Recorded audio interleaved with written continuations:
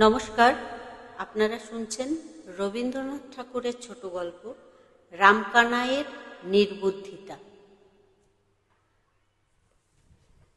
যাহারা বলে গুরুচরণের মৃত্যুকালে তাহার দ্বিতীয় পক্ষের সংসারটি অন্তঃপুরে বসিয়া তাস খেলিতেছিলেন, তাহারা বিশ্বনিন্দুক। তাহারা তিলকে তাল করিয়া তোলে। আসলে গৃহিণী তখন এক পায়ের ওপর বসিয়া দ্বিতীয় পায়ের হাঁটুর চিবুক পর্যন্ত উত্থিত করিয়া কাঁচা তেঁতুল, কাঁচা লঙ্কা এবং চিংড়ি মাছের ঝাল চচ্চড়ি দিয়া অত্যন্ত মনোযোগের সহিত পান্তা ভাত খাইতেছিলেন। বাহির হইতে যখন ডাক পড়িল, তখন স্তূপাকৃতি চর্বিত ডাঁটা এবং নিঃশেষিত অন্নপাত্রটি ফেলিয়া গম্ভীর মুখে কহিলেন, দুটো পান্তা ভাত যে মুখে দেব তারও সময় পাওয়া যায় না। এদিকে ডাক্তার যখন জবাব দিয়া গেল, তখন গুরুচরণের ভাই রামকানাই রোগীর পার্শ্বে বসিয়া ধীরে ধীরে কহিলেন, দাদা, যদি তোমার উইল করিবার ইচ্ছা থাকে তো বলো। গুরুচরণ ক্ষীণ কণ্ঠে বলিলেন, আমি বলি, তুমি লিখিয়া লও। রামকানাই কাগজ কলম লইয়া প্রস্তুত হইলেন। গুরুচরণ বলিয়া গেলেন, আমার স্থাবর অস্থাবর সমস্ত বিষয় সম্পত্তি আমার ধর্মপত্নী শ্রীমতী বরদা সুন্দরীকে দান করিলাম। রামকানাই লিখিলেন, কিন্তু লিখিতে তাহার কলম সরিতেছিল না। তাহার বড় আশা ছিল, তাহার একমাত্র পুত্র নবদ্বীপ অপুত্রক জেঠামশায়ের সমস্ত বিষয় সম্পত্তির অধিকারী হইবে।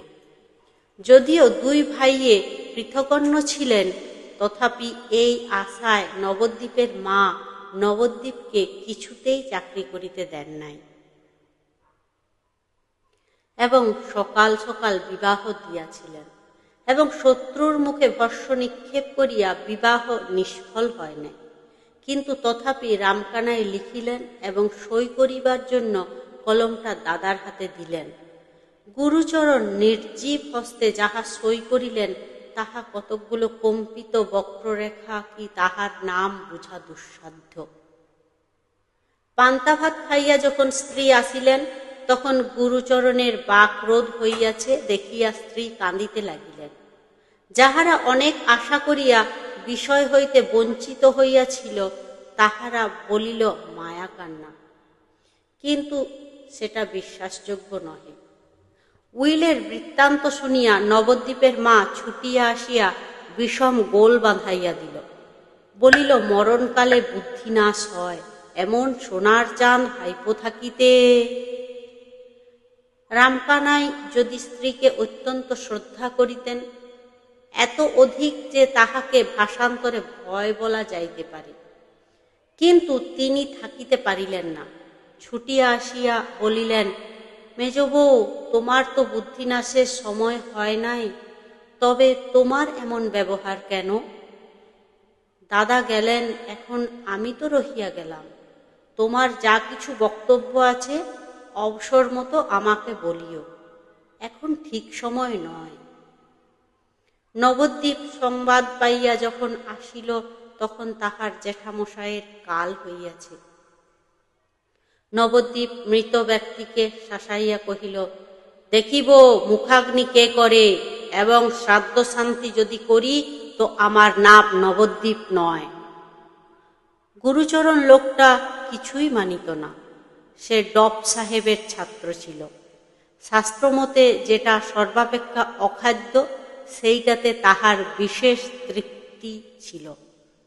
লোকে যদি তাহাকে খ্রিস্টান বলিত, সে জিভ কাটিয়া বলিত, রাম, আমি যদি খ্রিস্টান হই তো গোমাংস খাই। জীবিত অবস্থায় যাহার এই দশা, সদ্য মৃত অবস্থায় সে যেন পিণ্ডনাশ আশঙ্কায় কিছুমাত্র বিচলিত হইবে এমন সম্ভাবনা নাই। কিন্তু উপস্থিত মত ইহা ছাড়া আর কোনো প্রতিশোধের পথ ছিল না। নবদ্বীপ একটা সান্ত্বনা পাইল যে লোকটা পরকালে গিয়া মরিয়া থাকিবে।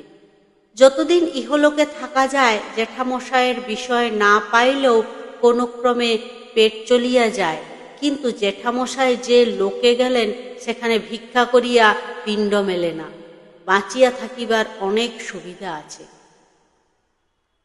রামকানাই বরদা সুন্দরীর নিকট গিয়া বলিলেন, বউ ঠাকরানী, দাদা তোমাকেই সমস্ত বিষয় দিয়া গিয়েছেন। এই তাহার উইল, লোহার সিন্ধুকে যত্নপূর্বক রাখিয়া দিও। বিধবা তখন মুখে মুখে দীর্ঘ পদ রচনা করিয়া উচ্চস্বরে বিলাপ করিতেছিলেন। 2-4 দাসীও তাহার সহিত স্বর মিলাইয়া মধ্যে মধ্যে 2-4টা নতুন শব্দ সংযোজন পূর্বক শোক সঙ্গীতে সমস্ত পল্লীর নিদ্রা দূর করিতেছিল। মাঝে হইতে এই কাগজখণ্ড আসিয়া এক প্রকার লয়ভঙ্গ লইয়া গেল এবং ভাবের পূর্বাপর যোগ রহিল না। ব্যাপারটা নিম্নলিখিত মতো অসংলগ্ন আকার ধারণ করিল। ওগো, আমার কি সর্বনাশ হলো গো, কি সর্বনাশ হলো! আচ্ছা ঠাকুরপো, লেখাটা কার, তোমার বুঝি? ওগো, তেমন যত্ন করে আমাকে আর কে দেখবে? আমার দিকে কে মুখ তুলে চাইবে গো? তোরা একটুকু থাম, মেলা চেঁচাস নে, কথাটা শুনতে দে। ওগো, আমি কেন আগে গেলুম না গো, আমি কেন বেঁচে রইলুম? রামকানাই মনে মনে নিঃশ্বাস ফেলিয়া বলিলেন, সে আমাদের কপালের দোষ। বাড়ি ফিরিয়া গিয়া নবদ্বীপের মা রামকানাইকে লইয়া পড়িলেন। বোঝাই গাড়ি সমেত খাদের মধ্যে পড়িয়া হতভাগ্য বলদ গাড়োয়ানের সহস্র গুতা খাইয়া অনেকক্ষণ যেরূপ নিরুপায় নিশ্চলভাবে দাঁড়াইয়া থাকে, রামকানাই তেমনি অনেকক্ষণ চুপ করিয়া সহ্য করিলেন। অবশেষে কাতরস্বরে কহিলেন, আমার অপরাধ কি? আমি তো দাদা নই। নবদ্বীপের মা ফোঁস করিয়া উঠিয়া বলিলেন, না, তুমি বড় ভালো মানুষ, তুমি কিছু বোঝো না। দাদা বলিলেন, লেখো। ভাই অমনি লিখিয়ে গেলেন, তোমরা সবাই সমান, তুমিও সময়কালে ওই কীর্তি করবে বলে বসে আছো। আমি মলেই কোনো পোড়ারমুখী ডাইনিকে ঘরে আনবে, আর আমার সোনার চাঁদ নবদ্বীপকে পাথারে ভাসাবে। কিন্তু সেজন্য ভেবো না আমি শিগগির মরছি নে। এইরূপ রামকানাইয়ের ভাবী অত্যাচার আলোচনা করিয়া গৃহিণী উত্তরোত্তর অধিকতর অসহিষ্ণু হইয়া উঠিতে লাগিলেন। রামকানাই নিশ্চয় জানিতেন, যদি এই সকল উৎকট কাল্পনিক আশঙ্কা নিবারণ উদ্দেশ্যে ইহার তিলমাত্র প্রতিবাদ করেন তবে হিতে বিপরীত হইবে। এই ভয়ে অপরাধীর মতো চুপ করিয়া রহিলেন, যেন কাজটা করিয়া ফেলিয়াছেন, যেন তিনি সোনার নবদ্বীপকে বিষয় হইতে বঞ্চিত করিয়া তাহার ভাবী দ্বিতীয় পক্ষকে সমস্ত লিখিয়া দিয়া মরিয়া বসিয়া আছেন। এখন অপরাধ স্বীকার না করিয়া তাহার কোনো গতি নাই। ইতিমধ্যে নবদ্বীপ তাহার বুদ্ধিমান বন্ধুদের সহিত অনেক পরামর্শ করিয়া মাকে আসিয়া বলিল, কোনো ভাবনা নাই, এ বিষয় আমিই পাইব। কিছুদিনের মতো বাবাকে এখান হইতে স্থানান্তরিত করা যায়, তিনি থাকিলে সমস্ত ভণ্ডুল হইয়া যাইবে। নবদ্বীপের বাবার বুদ্ধিশুদ্ধির প্রতি নবদ্বীপের মার কিছুমাত্র শ্রদ্ধা ছিল না, সুতরাং কথাটা তাহারও যুক্তিযুক্ত মনে হইল। অবশেষে মার তাড়নায় এই নিতান্ত অনাবশ্যক নির্বোধ কর্মনাশা বাবা একটা যেমন তেমন ছল করিয়া কিছুদিনের মতো কাশীতে গিয়া আশ্রয় লইলেন। অল্পদিনের মধ্যে বরদা সুন্দরী এবং নবদ্বীপচন্দ্র পরস্পরের নামে উইল জালের অভিযোগ করিয়া আদালতে গিয়া উপস্থিত হইল। নবদ্বীপ তাহার নিজের নামে যে উইলখানি বাহির করিয়াছে তাহার নাম সহিত দেখিলে গুরুচরণের হস্তাক্ষর স্পষ্ট প্রমাণ হয়। উইলের 2-1 নিঃস্বার্থ সাক্ষীও পাওয়া গিয়াছে। বরদা সুন্দরীর পক্ষে নবদ্বীপের বাপ একমাত্র সাক্ষী এবং সহিত কারও বুঝিবার সাধ্য নাই। তাহার গৃহপোষ্য একটি মামাতো ভাই ছিল, সে বলিল, দিদি তোমার ভাবনা নেই, আমি সাক্ষ্য দেব এবং আরও সাক্ষ্য জুটাইব। ব্যাপারটা এখন সম্পূর্ণ পাকিয়া উঠিল। তখন নবদ্বীপের মা নবদ্বীপের বাপকে কাশী হইতে ডাকিয়া পাঠাইলেন।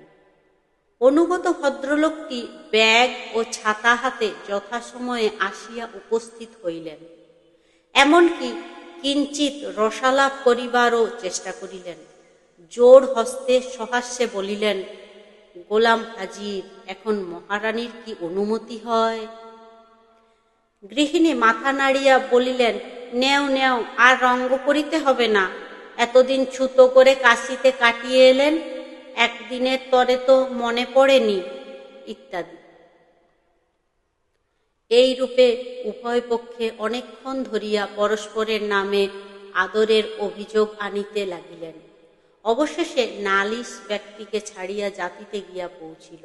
নবদ্বীপের মা পুরুষের ভালোবাসার সহিত মুসলমানের মুরগি বাৎসল্যের তুলনা করিলেন। নবদ্বীপের বাপ বলিলেন, রমণীর মুখে মধু, হৃদয়ে ক্ষুর।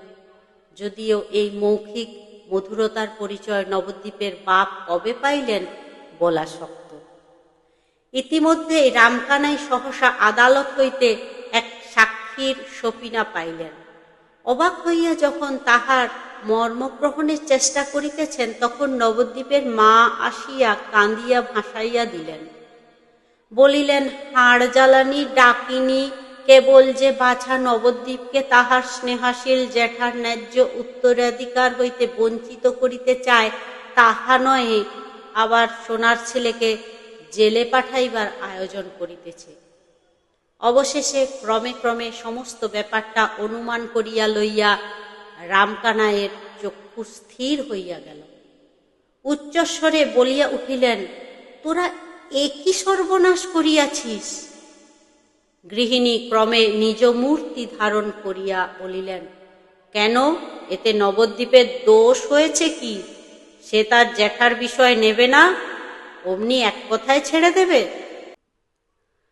কোথা হইতে এক চক্ষু খাদিকা ভর্তার পরমায়ুপস্থি অষ্টকুষ্ঠীর পুত্রী উড়িয়া আসিয়া জুড়িয়া বসিবে, ইহা কোনো সৎকুলপ্রদীপ কনকচন্দ্র সন্তান সহ্য করিতে পারে?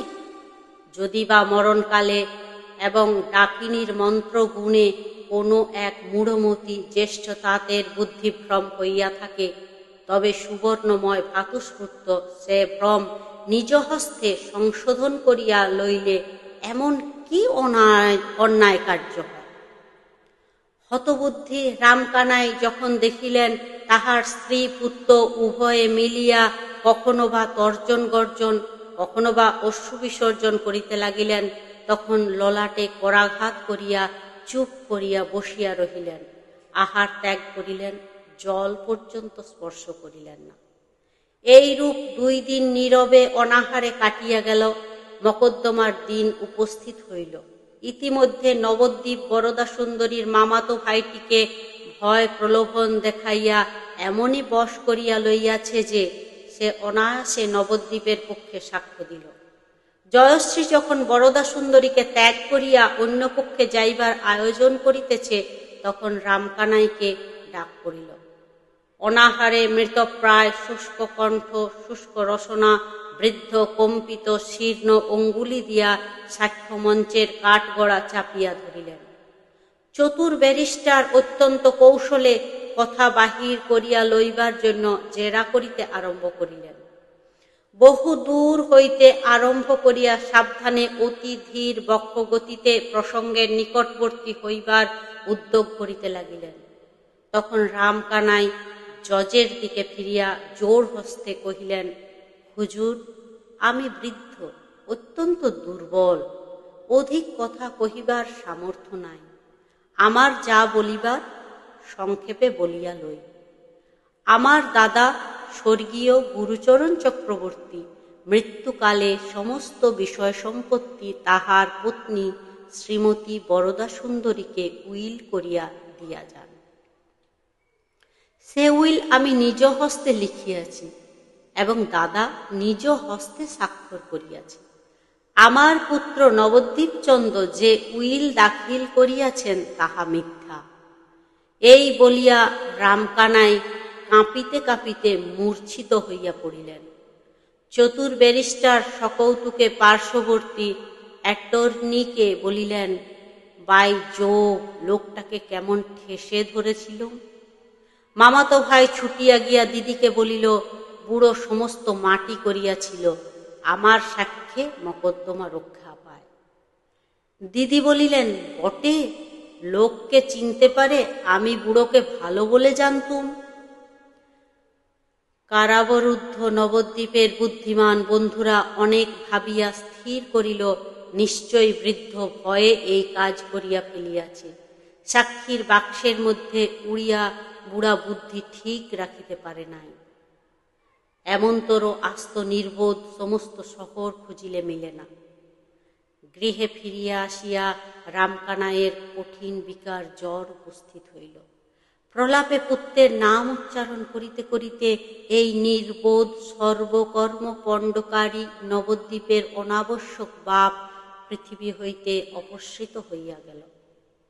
আত্মীয়দের মধ্যে কেহ কেহ কহিল, আর কিছুদিন পূর্বে গেলেই ভালো হইত, কিন্তু তাহাদের নাম করিতে চাহি না।